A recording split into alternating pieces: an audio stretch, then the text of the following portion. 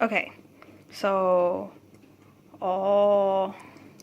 basically bạc sạp cho tí choy. It was like you put bok choy and like broccoli in there.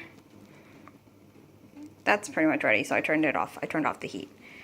Now the big question is if I succeeded with microwaving rice. So let's have a look. Okay, I really hope I'm not gonna burn myself. Hot? No. Okay, it's not burning. That's good. Okay. There's a ring of something. It's hot. But it looks like it worked out. So, yay.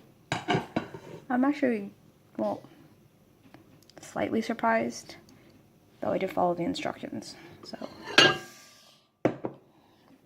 here is a whole big bowl of rice. Nice. Okay, so while the tomatoes are reducing, I'm just gonna wait for them to cook, then I can assemble my meal. Look, but seriously, look.